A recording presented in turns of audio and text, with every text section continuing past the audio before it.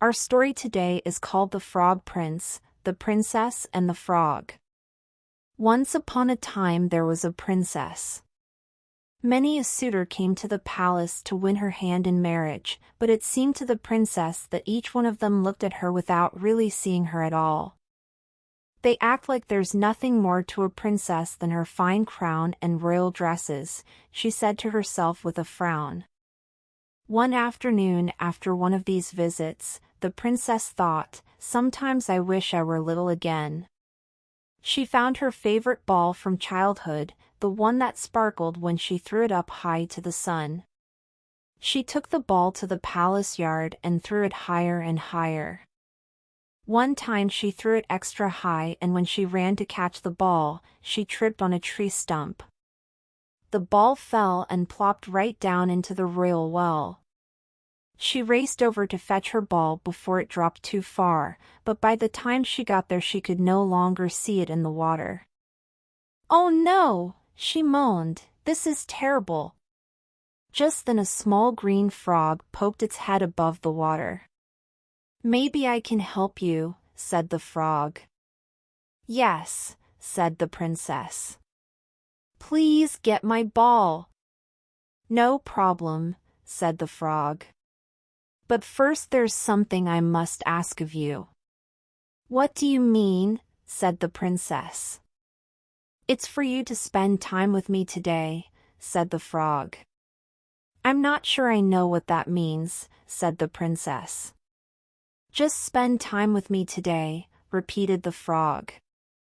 "All right then, fine," said the princess.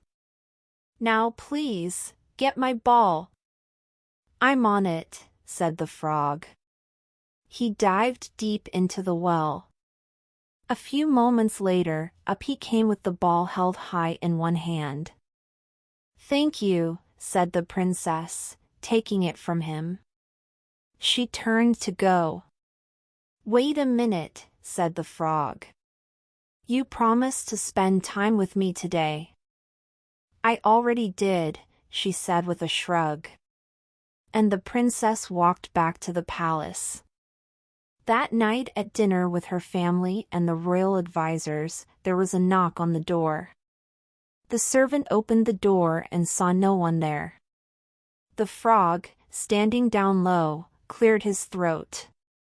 "The princess promised to spend time with me today," said the frog in as loud a voice as he could. "So here I am." "Daughter," said the king from the far end of the table.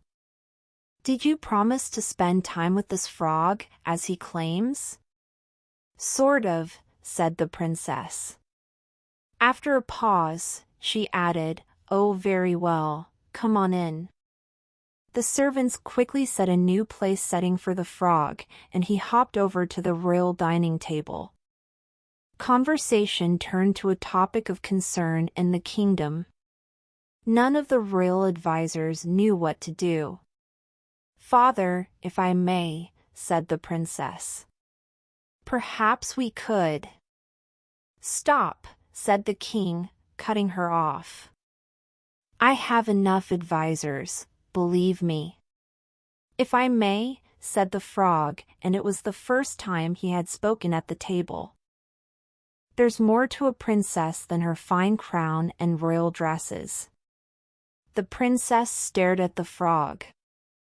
How could this little frog, more than anyone else, understand such a thing? After dinner, the frog bowed to the princess. He said, "You have done what you said you would do. I suppose it's time now for me to go." "No, wait," said the princess, "it's not that late. How about a walk in the garden?" The frog was delighted. The two of them walked in the royal garden, the frog hopping along the stone wall so he and the princess were at the same level and could talk easily. They laughed about many things. Later, when the sun set, they admired the deep rosy reds it cast in the sky. The princess said, "You know, being with you tonight was a lot more fun than I thought." "I had a very good time, too," said the frog. "Who knew?" said the princess with a laugh. She leaned over and kissed the frog lightly on his cheek. At once, there was a puff of clouds and smoke. The small green frog had changed into a young prince. The princess jumped back in surprise, and who could blame her? The prince quickly told her not to worry, that all was well. Years before, an evil witch had put a spell on him that he must stay a frog until he was kissed by a princess. The witch had laughed an evil laugh, saying, "Like that will ever happen." But it did. Now the prince and princess could get to know each other better.